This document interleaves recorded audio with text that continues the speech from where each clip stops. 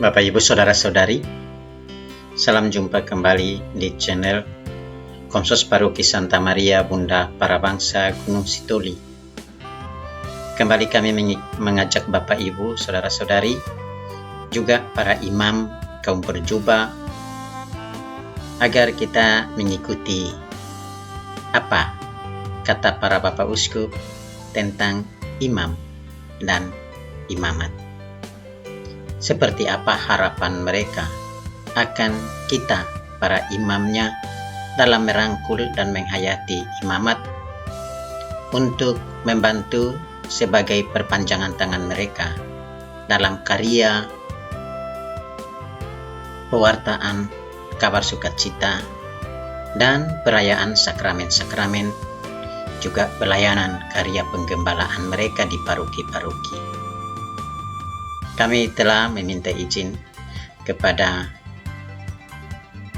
channel Komsos Paroki Santo Yosef Pandan,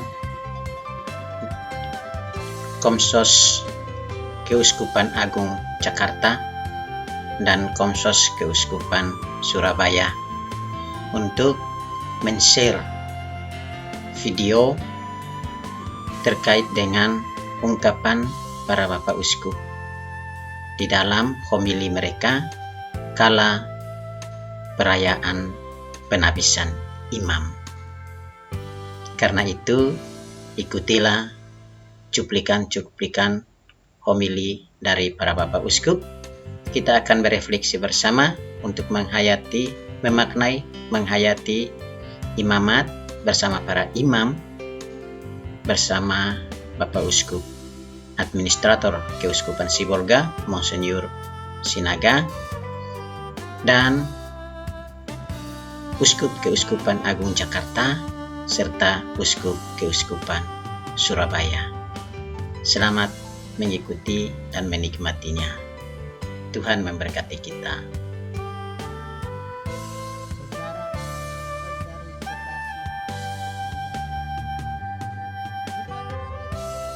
Tetapi mari kita tandai hari ini dengan usulan dari Dante Alighieri yang mengatakan bahwa setiap imam itu harus konfiguratio Christi, harus menjadi gambaran Yesus Kristus, dan setiap imam itu harus menjadi altar kurban dan imam.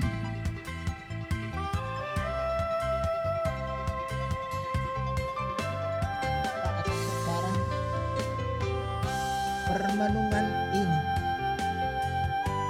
hendak kita letakkan dalam konteks hidup kita sekarang ini, dan itu kita hendak letakkan dalam spiritualitas dan devosi kerahiman ilahi yang mengatakan bahwa setiap orang termasuk para imam harus melakukan 3 hal itu. Dan itu sangat berkenan pada Tuhan, berkenaan dengan zaman COVID sekarang ini. Yang pertama, sebagai imam, para imam yang bersatu dengan Yesus Kristus sebagai imam harus membaktikan dan berdoa bagi umat, harus mengingat umatnya menjadi nilai tertinggi dalam hidupnya, harus seperti kata pastor pelindung pastor paroki itu, Yohanes Vianney itu, imam harus mendoakan umatnya, imam harus mengingat untuk berkorban bagi umatnya.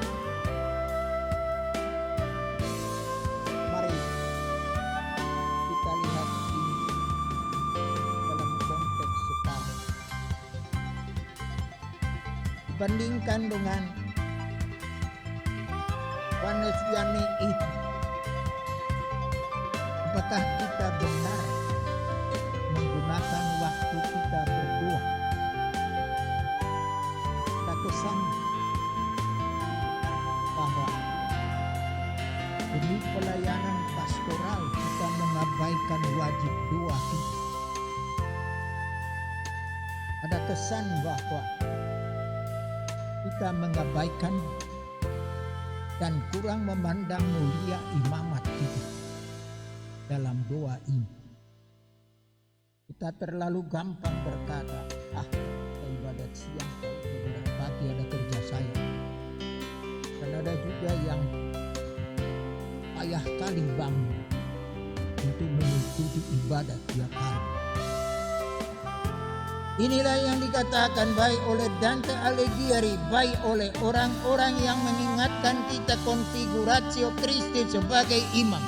Kita harus tetap siap sedia melakukan dan melayankan segala kekudusan, baik untuk diri sendiri maupun untuk umat.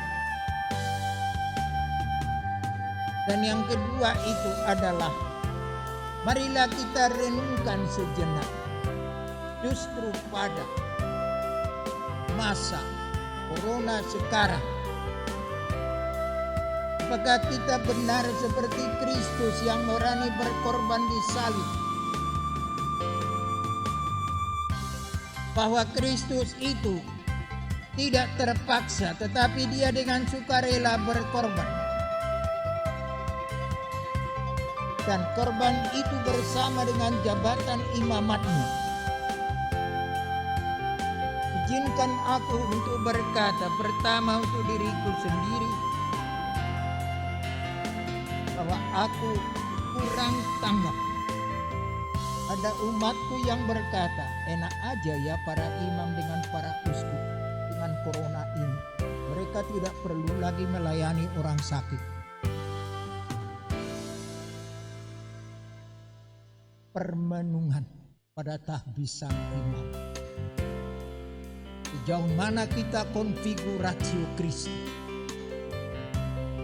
yang bukan terpaksa tetapi dengan sukarela melayani umat.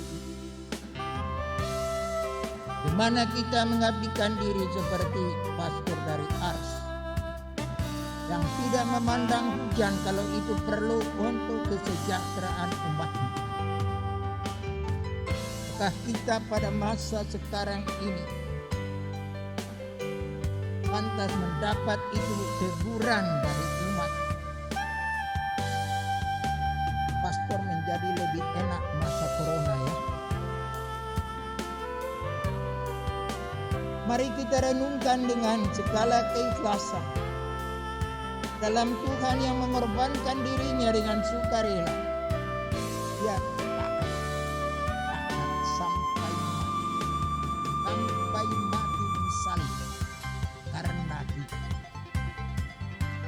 Pernahkah kita melakukan tugas-tugas kita meskipun tidak enak, meskipun membuat pengorbanan? Takkan sampai akhir hidup. Dan disinilah kita pada zaman sekarang ini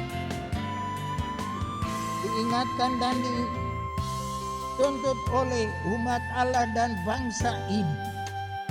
Kita harus berani berkorban demi umat, demi rakyat, dan kita mengikuti tata cara persyaratan untuk melawan COVID ini. Mari kita renungkan kembali pada apa yang kita telah takdirkan dan kita telah janjikan dalam sinode kita. Sinode kita garis bawah mandirian, ketahanan, dan kepahlawanan. Heroisme yang dapat mempertahankan hidup dan seluruhnya juga dengan pengorbanan. Di sana kita diundang baik untuk gereja Keuskupan Sibolga dalam sinode maupun untuk bangsa kita. Dan kemudian kita tidak mau bersungut-sungut. Kita tidak mau menipu dan menggunakan kesempatan ini untuk penyejahteraan diri, melainkan untuk berkorban kepada sesama. Bukan seperti mereka yang juga dari pemerintahan ada yang memotong bantuan gubernur, melainkan kita turut serta bersama dengan mereka menolong umat. Baik apabila dikatakan bahwa tema ini telah dilakukan secukupnya oleh keuskupan kita karena beberapa KBG telah mengumpulkan dana dari orang-orang yang berkemampuan dan membagikannya kepada orang yang membutuhkan. Maka dengan demikian kita ambil bagian bukan saja dalam lingkup gereja tetapi secara nasional. Kita bertahan, kita berpegangan tangan, kita berkorban kepada sesama, kita mengangkat harkat dari bangsa kita. Maka para imam pun dituntut untuk melakukannya. Dan dalam arti itulah kita juga melakukan apa yang dikatakan dalam perahiman ilahi itu, bahwa kita harus membawa 3 hal kepada umat. Pertama, berdoa untuk mereka dan harus menjadi perasaan solider kepada umat. Dan yang kedua, mewartakan kabar sukacita kepada umat dan masyarakat. Mari kita tandai hari Covid ini menjadi pertanda kita membawa sukacita, karena sekarang ini berkembang juga hoax, berkembang juga berita-berita buruk dan menyalahkan sesama, menjadi warta-warta yang menyalahkan orang lain. Bahkan agama digunakan untuk menakuti orang. Kita harus membawa kabar sukacita. Tidak boleh baik umat maupun imam membawa kesusahan dan kecemasan bagi umat. Marilah kita untuk dalam hal ini bertobat dan menggunakan saat baik sekarang ini dalam kesempitan. Sekarang ini kita diundang oleh baik kerahiman ilahi, baik oleh Sri Paus, baik oleh seluruh dunia. Bahkan negara kita ikut-ikutan mengikuti Paus menganjurkan berpuasa, tahan diri, dan memberikan bantuan kepada orang berkekurangan. Sampai Gubernur Sumatera Utara mengangkat tema ini dan menunjuk suatu hari kita berkorban dan berbuat baik kepada sesama. Kita tandai, dan aku menantang generasi muda ini pada zaman viral dan zaman medsos sekarang ini. Anda harus berusaha membawa berita lewat medsos yang menggembirakan orang, yang memberikan harapan kepada orang. Orang Katolik tidak boleh menjadi bagian dari problem. Orang Katolik harus menjadi bagian dari solusi. Anda orang muda, jangan enggan melangkah kepada komunikasi sosial kita, menyajikan berita-berita kabar gembira dari dalamnya, dan memberikan penghiburan kepada semua orang. Maka kamu akan menjadi generasi itu, bukan kenangan buruk dari corona, melainkan kenangan yang menang dan yang berjaya mengatasinya. Kamu tidak boleh lagi seperti saya yang sudah tua bangka ini, memang tak mampu mengikuti alat komunikasi sosial itu. Tapi Anda harus menjadi generasi pembaharu, generasi pencipta dari etos dan moral Katolik zaman sekarang. Ini kita gunakan sebagai kesempatan tahbisan. Dan kemudian Anda juga dalam konteks etos sekarang dari corona ini sangat diharapkan memperhatikan rakyat dan umat yang miskin, yang tidak mampu, sebagaimana telah dicanangkan oleh Sri Paus. Memberi itu bukan pengorbanan, melainkan kehormatan. Memberi itu bukan suatu yang berat, melainkan suatu penghiburan. Karena kita tidak pernah sampai mati, sebagaimanapun para imam, makanannya di dapur selalu yang paling enak. Di sana kita harus mengidentifikasi diri. Bagaimana dikatakan pada Kanon 529. Hendaklah para imam menyatu dengan orang-orang miskin dan merasakan kekurangan bersama mereka dan mengupayakan agar mereka jangan tenggelam dalam kemiskinan. Hari ini dikatakan oleh Nabi Yesaya, telah ditentukan Tuhan membawa kabar gembira, kesejahteraan bagi orang miskin dan kedamaian bagi orang yang cemas gelisah. Di sana kita mengidentifikasi diri. Kalau itu terjadi, maka zaman ini, masa kehabisan Anda adalah masa menukir emas dalam kehidupan Anda, terutama dalam komunikasi sosial, membawa kabar gembira kepada lebih banyak orang, tapi juga untuk bersama dengan rakyat dunia ini, terutama bersama dengan orang muda, mau bangkit dan mau hidup kembali dalam kesejahteraan dan ketentraman. Anda adalah generasi yang ditentukan untuk itu. Kepada Anda kami augurasikan supaya melakukannya dengan sebaik-baiknya. Izinkan aku menerima pesan itu dari umat awam tercinta, menyampaikan kepadamu. Kami kepada para projo akan menyerahkan salib, tanda tahbisan. Pergunakanlah itu menjadi insignia imamat. Bahwa kamu telah disisihkan dari dunia ini kepada dunia, di mana Tuhan menjadi harapan. Pakailah itu dalam hidup.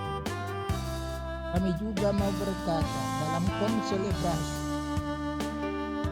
hendaklah para imam projo sekurang-kurangnya meniru Barnabas di Johanneum. Barnabas tidak pakai kasula waktu misi karena susah, tapi dia berusaha memakai stone. Anda imamat yang kami junjung dari para imam. Kamu adalah orang-orang kesayangan kami. Kamu adalah mahkota kami dalam kehidupan beragama. Hendaklah kamu menghargainya juga. Dan dalam arti itu, dari hati terdalam kami dari orang tuamu, memohon anakku, sekali kami berangkatkan dan mungkin nanti kami akan sulangi kamu, janganlah melihat ke belakang lagi. Jangan sampai ada koster yang menjadi imam tapi kemudian kembali menjadi koster.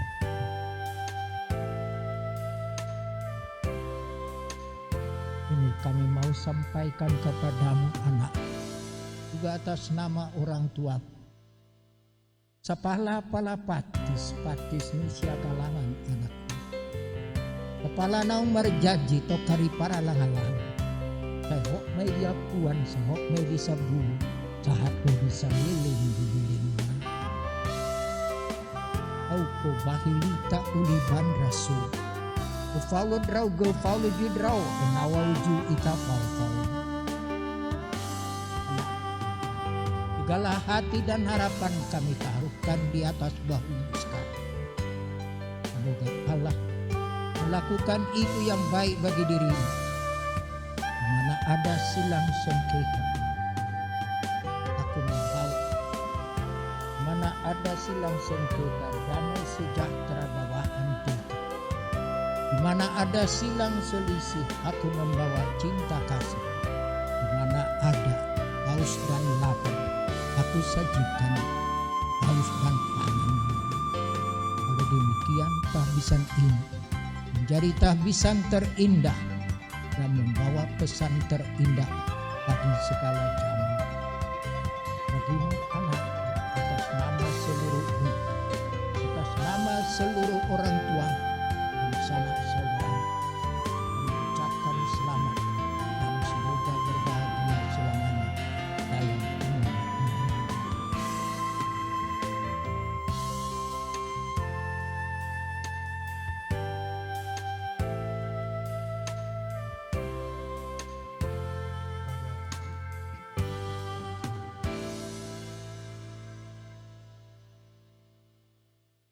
Diakon yang akan ditahbiskan menjadi imam yang berbahagia bersama-sama dengan para imam, bersama dengan keluarga, biarawan, biarawati dan semua yang hadir di dalam perayaan Ekaristi ini, bersama dengan panitia. Dengan penuh syukur saya ingin mengucapkan profisiat. Jalan imamat adalah salah satu dari sekian banyak jalan lain untuk menanggapi panggilan yang ditujukan oleh Tuhan kepada kita semua.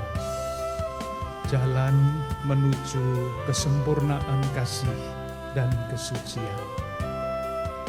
Kami semua yang hadir di dalam perayaan Ekaristi ini ingin mengiringi para diakon sekalian dengan doa-doa kami. Semoga Anda sekalian hari demi hari nantinya sebagai imam terus bertumbuh, semakin bahagia di dalam imamat, semakin gembira di dalam perutusan yang akan dipercayakan kepada para pemimpin Anda. Pada hari ini juga ada sekian banyak rekan-rekan imam yang merayakan hari ulang tahun imamatnya.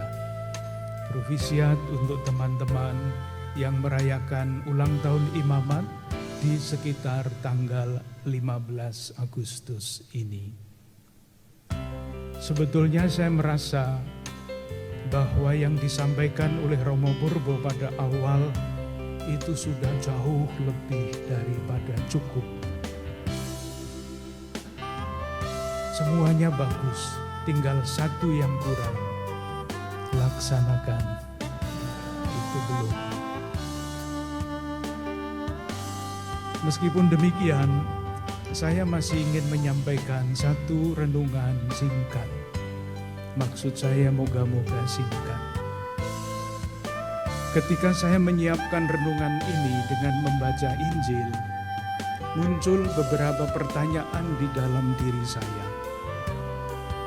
Pertanyaan yang pertama adalah, mengapa Bunda Maria berangkat untuk bertemu dengan Elizabeth?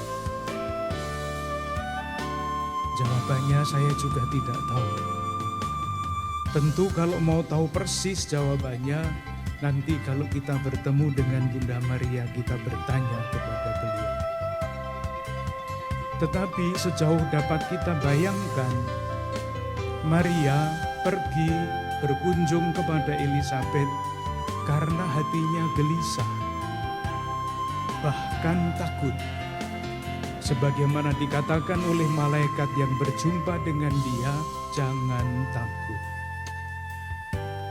Pertanyaan kedua yang muncul adalah, mengapa Bunda Maria gelisah? Mengapa Bunda Maria takut? Jawabannya mungkin adalah karena dia mendengar salam yang diucapkan oleh malaikat Gabriel kepadanya, dan sebagian salam itu bunyinya adalah, Tuhan menyertai engkau. Mungkin bagi kita, kenapa gelisah, kenapa takut mendapat salam seperti itu? Toh kalau kita di dalam ibadat gereja, Tuhan sertamu, kita jawab enteng dan sertamu juga.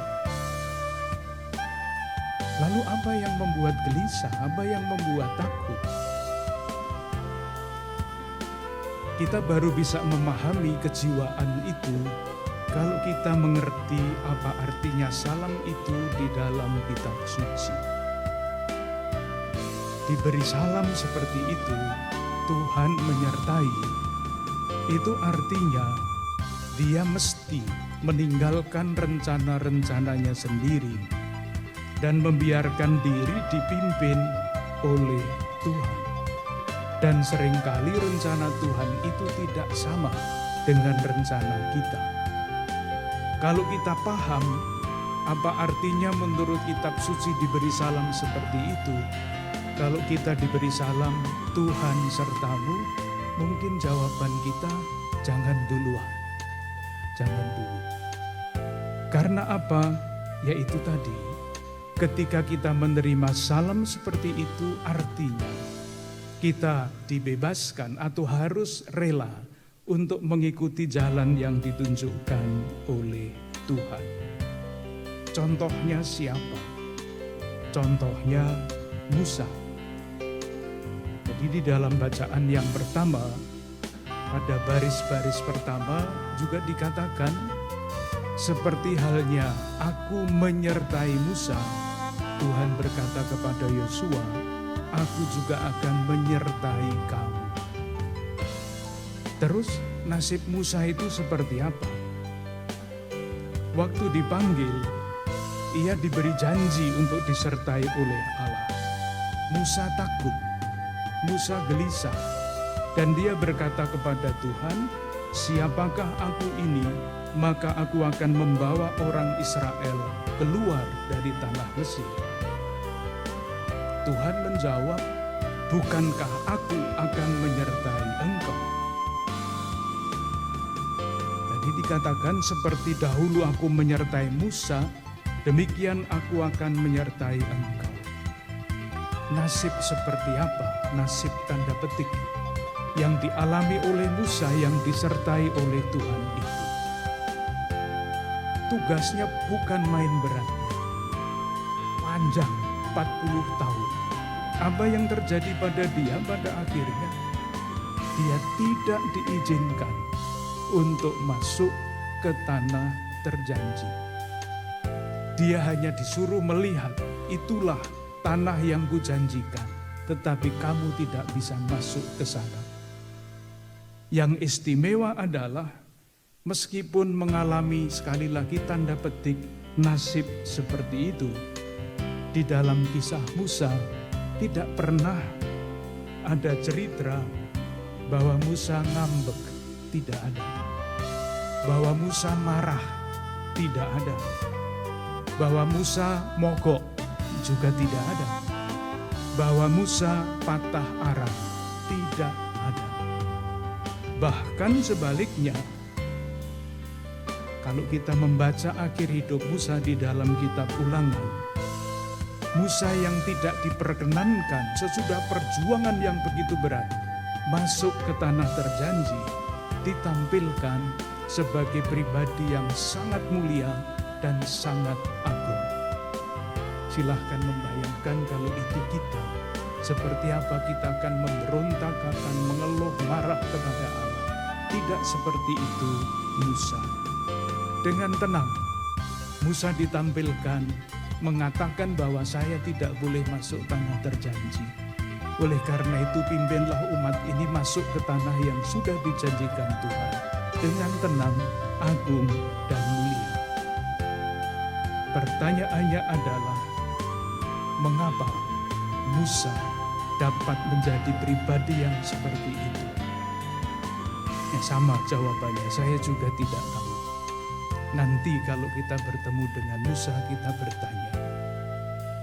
Tetapi sejauh bisa kita bayangkan, Musa Ini renungan yang menurut saya paling penting.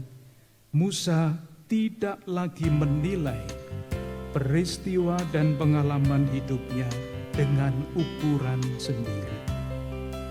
Dia adalah pribadi yang sadar betul, disertai oleh Tuhan, maka dia menilai setiap peristiwa dan pengalaman dengan ukuran kacamata Allah yang menyertai dia. Dan atas dasar penilaian itu, ia mengambil sikap dan keputusan-keputusan lain di dalam hidupnya.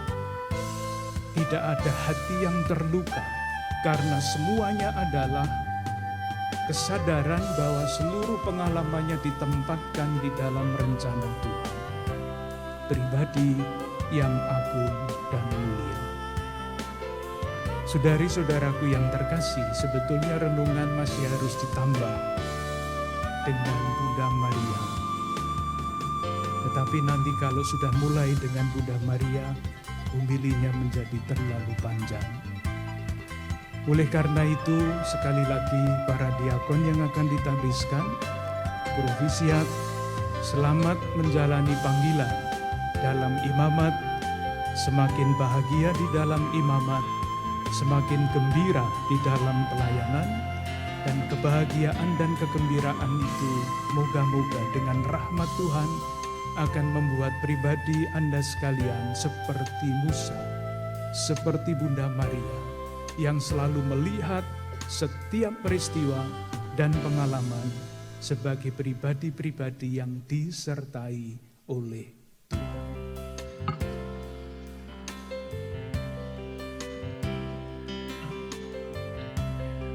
Saudara-saudara yang terkasih, bayangan akan konsekuensi penderitaan, kesengsaraan sudah diisyaratkan sebelumnya oleh Tuhan Yesus Kristus dalam diskursus kepada murid-muridnya. Matius bab 16 ayat 21 tertulis, sejak waktu itu Yesus menyatakan kepada murid-muridnya bahwa ia harus pergi ke Yerusalem dan menanggung banyak penderitaan dari pihak tua-tua, imam-imam kepala, ahli-ahli Taurat, lalu dibunuh dan dibangkitkan pada hari ketiga. Selanjutnya ayat 24, setiap orang yang mau mengikut aku, ia harus menyangkal diri, memikul salibnya dan mengikuti aku. Dapat kita bayangkan bagaimana perasaan para murid mendengar pemberitahuan akan bahaya, kesengsaraan, penderitaan, bahkan kehancuran sebagai syarat berat untuk mengikuti Tuhan kita Yesus Kristus. Kita meneguhkan saudara-saudara kita ini untuk melangkah maju mengikuti Tuhan kita Yesus Kristus secara khusus menjadi imam, berani melayani pewartaan Injil, kabar gembira keselamatan dalam Tuhan kita Yesus Kristus. Berani mengenyahkan segala kekhawatiran, keraguan akan konsekuensi jalan hidup penderitaan. Menyangkal diri, memanggul salib, dan mengikut Yesus dalam jalan hidup yang selalu siap untuk melayani dan siap untuk diutus. Itu semua karena Tuhan yang memanggil dan Tuhan yang menguatkan. Ada ayat dari Filipi 1 ayat 6 yang akan meneguhkan niat mereka untuk bertekun sampai akhir. Nanti bisa kita dengarkan dalam dialog upacara inti tabisan imam. Semoga Allah yang telah memulai karya yang baik di antara kamu akan menyelesaikannya sampai hari kedatangan Kristus Tuhan. Hendaknya mereka yakin seyakin-yakinnya bahwa yang menguatkan mereka mengarungi bahtera imamat di tengah gelombang samudra tantangan, godaan, ancaman, sakit, tua, dan semuanya itu adalah Kristus Tuhan sendiri. Maka percayakanlah dirimu kepada Dia, karena kamu tahu dan kenal serta paham kepada siapa kamu percaya. Saya ingat akan kata-kata nasihat Paulus kepada Timotius, 2 Timotius 1 ayat 12, yang selalu menginspirasi hidup kita untuk tetap semangat sekalipun banyak mengalami penderitaan atau kesulitan atau keraguan-raguan diri. Paulus menasihati Timotius, itulah sebabnya aku menderita semuanya itu. Tetapi aku tidak malu, karena aku tahu kepada siapa aku percaya. Dalam bahasa Latin ada istilah bagus ini, Sio Qui Credidi. Wah, ini bekas guru bahasa Latin jadi ya. Aku tahu kepada siapa yang aku mempercayakan diriku. Dialah Tuhan kita Yesus Kristus. Dan aku yakin bahwa Dia berkuasa memelihara apa yang telah dipercayakannya kepadaku hingga pada hari Tuhan. Hidupilah hidup imamatmu dengan relasi personal dengan Tuhan kita Yesus Kristus, yang telah memanggilmu, memilihmu, dan mengutus kamu dalam kelimpahan iman, harapan, dan cinta kasih. Pesan saya yang pertama, karena yang memanggil dan memilih dan mengutus kamu adalah Dia yang adalah Putra Allah, maka panggilan dan pilihan serta perutusanmu bersifat ilahi. Karena itu kita bilang imamat kudus atau imamat suci. Konsekuensinya ialah hendaknya kamu yakin akan kekuatan hidup imamatmu untuk bersandar pada kekuatan ilahi. Jangan mengandalkan kekuatan hidup imamatmu pada hal-hal duniawi, fasilitas hidup, kenyamanan, nasib baik, dan sebagainya. Konon ada cerita bahwa ada seorang imam yang menerima tugas baru di paroki pedalaman, bukan di Keuskupan Surabaya. Dia sempat bertanya kepada Bapak Uskupnya, Bapak Uskup, apakah di tempat yang baru jauh di pedalaman sana itu ada sinyal HP? Atau seorang imam mungkin bisa pikir-pikir kalau ditugaskan di paroki pedesaan, bukan di kota besar. Jangan mengandalkan pada fasilitas hidup, kenyamanan duniawi, dan segalanya yang membuat kita mengalami kebahagiaan yang palsu, yang semu. Karena itu bersandarlah pada Dia yang ilahi dalam doa pribadimu. Seorang imam harus kelihatan berdoa, dan sungguh itu akan memberi kekuatan hidup bagi diri sendiri maupun bagi umat. Tentang doa pribadi ini ada cerita bahwa suatu ketika almarhum sekarang Santo Yohanes Paulus II suatu ketika ditunggu-tunggu karena tidak datang-datang untuk makan pagi seperti biasanya. Ternyata beliau sedang bertiarap di depan altar kapel privatnya. Tentang Ekaristi, Santo Yohanes Paulus II menulis dalam Pastores Davo Vobis, dokumen anjuran apostolik untuk pembinaan imam di zaman modern.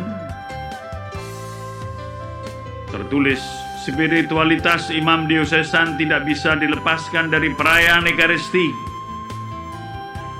Dia yang ilahi mau hadir menjadi makanan rohani karena dihadirkan oleh pelayan seorang imam.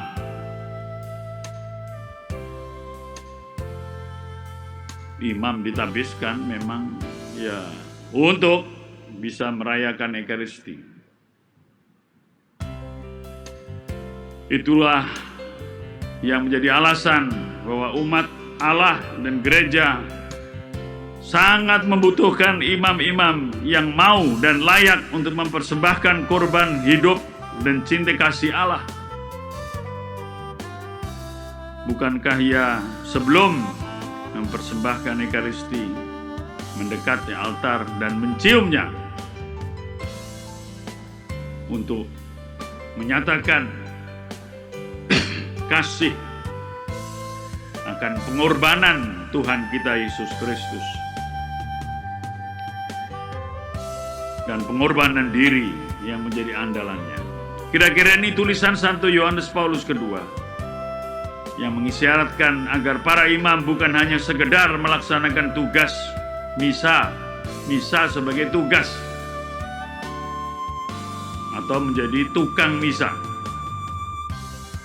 Hendaknya penuh penghayatan, karena itulah kesempatan untuk mendapatkan kekuatan hidup imamat.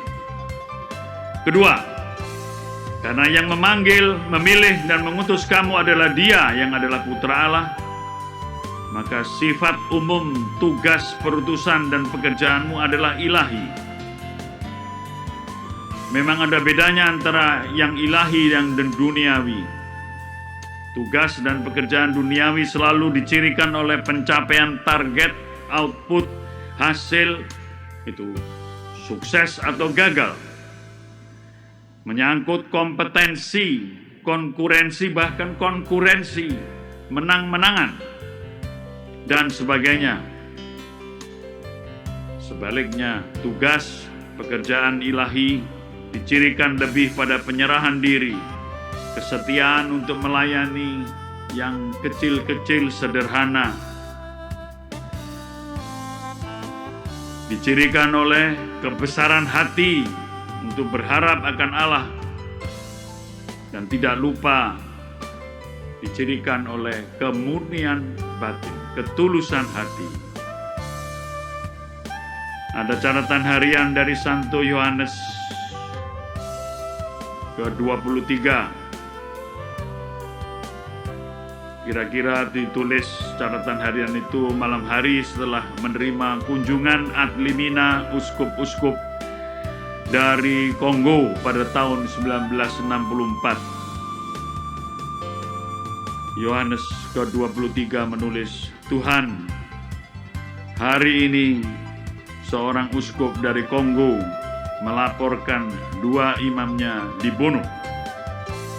Beberapa suster diperkosa, beberapa puluh umat Katolik hilang dibunuh.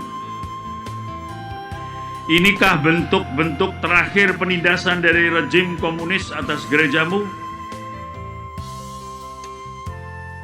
Baiklah, malam telah larut.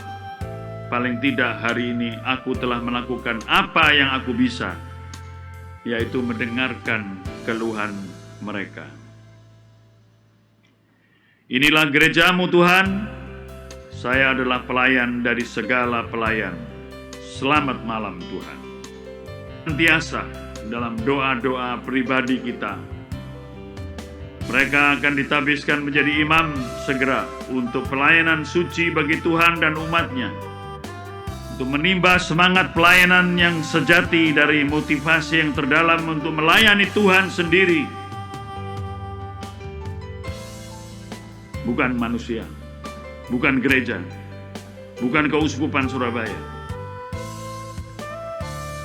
Saya punya ayat favorit untuk memberi dasar motivasi yang kuat bagi para pelayan pastoral Keuskupan Surabaya.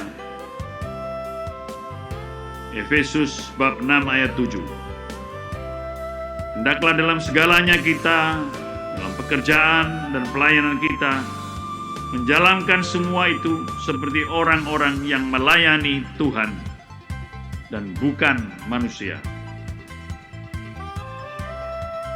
Semoga motivasi ini akan membebaskan kita dari kecenderungan untuk mudah kecewa, putus asa, atau bahkan puas akan sukses, terkenal, dipuji. Sebaliknya mendorong kita untuk mengisi hidup ini, hidup imamat kita, dengan kesetiaan, perjuangan, dan kesucian hidup. Amin. Tuhan memberkati engkau dan melindungi engkau. Tuhan menyinari engkau dengan wajah-Nya dan memberi engkau kasih karunia. Tuhan menghadapkan wajah-Nya kepadamu dan memberi engkau damai sejahtera.